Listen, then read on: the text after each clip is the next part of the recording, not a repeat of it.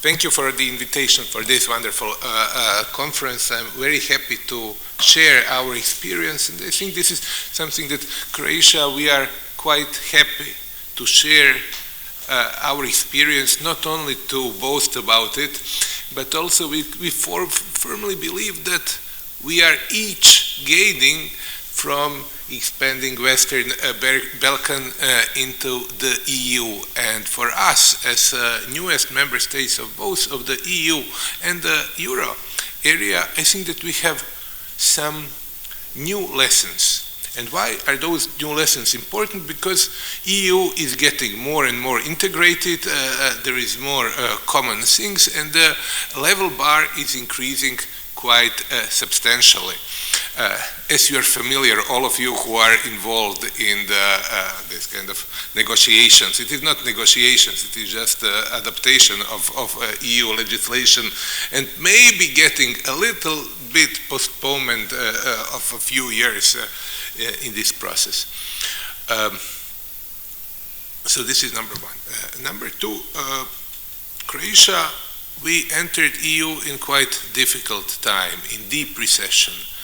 And some of the things of our membership even pushed this recession because we were asked to go through a very strict fiscal consolidation, and we did it. Actually, this fiscal consolidation started a few years earlier during the global financial crisis, where we faced borrowing constraints, so we had to do fiscal consolidation, which was not very useful for our potential growth and for our long-term potential growth.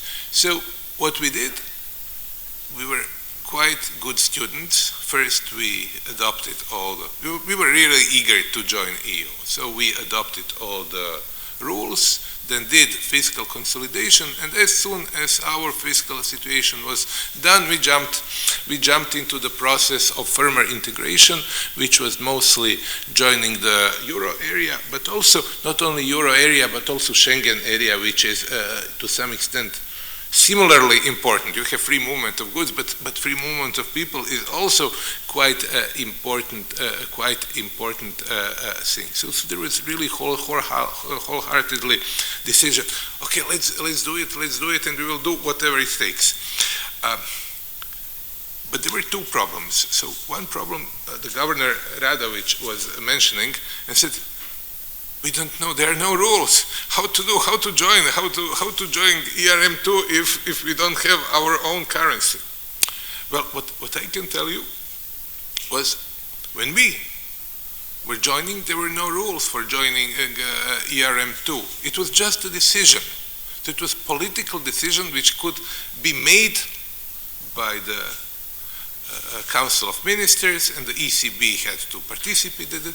It was a political decision. So the rule was made according to that situation. And here, Vice-Governor Žumer, you will not, governor was very useful because she was dealing with Croatia and was very helpful in the process. So the rules have changed, and for you the rules will need to be adopted, and I'm very positive how they will be adopted, because we had similar situation with Baltic states. They were in currency board, and imagine, currency board, they have to have some volatility, but there is no volatility against euro. What to do? So it can be done, and I'm quite positive that it will be done. But it will not be done, oh, it's fine, exchange rate criteria is being met. It will not work really that way, because what EU has learned and how it has expanded in the meantime was that we found that fiscal stability is important, macroeconomic stability is important, legal situation is important, but above all, maybe, is that you need to belong into close cooperation with the banking union, because part of the EU integration went into integrating banking supervision. So all of those things had to be met. So ECB, Commission, they said, okay, what to do, how to do. So they set up some kind of conditionality, and we said, fine, and we did it. It would not happen without very strong political commitment, which meant strict fiscal policy, reforms, adaptation. So it was quite important. And then we did a lot of work. We were a little bit lucky, but as they say, fortune favors the bold. So if you go ahead, something. The problem was that inflation increased just before we joined Eurozone in 2022. So if inflation overall rises, then it is likely that there will be huge spreads within differences within the Eurozone. So this criteria, how to make this kind of criterion becomes very, very difficult, because we all think about 3%, 60%, or this average of three best performers in terms of inflation, even though what really matters is long-term inflation. And long-term inflation for Croatia is similar like for Montenegro, for Macedonia, for Bosnia, for Serbia, for Kosovo.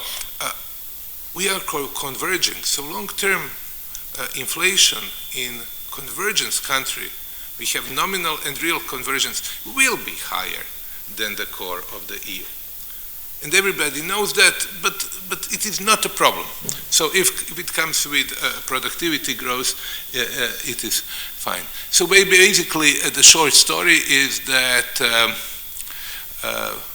euro is with us, a little bit of inflation, and I think that I can say a little bit in the next round, a little bit of inflation, a lot of stress for us in the central bank, because it was a huge amount of work. We heard a little bit about one of the measures that you are implementing